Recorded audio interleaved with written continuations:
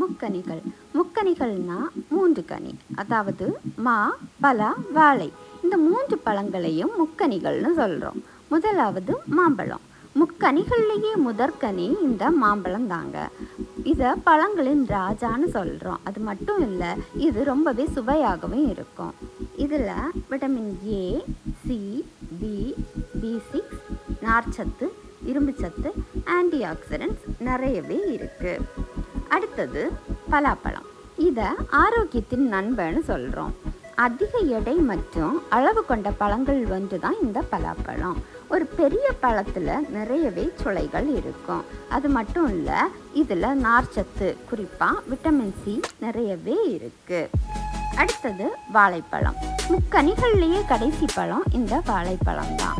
மக்கள் விரும்பி சாப்பிடப்படும் பழங்களில் ஒன்று இந்த வாழைப்பழம். ரொம்பவே எளிதாகவும் கிடைக்கும் பழம் வாழைப்பழம் தான். இதில் விட்டமின் பி6, சி நிறையவே இருக்குது. உடனடியாக உங்களுக்கு எனர்ஜி வேணுமா? அப்போ நீங்கள் இந்த பழத்தை சாப்பிட்டாலே போதும்.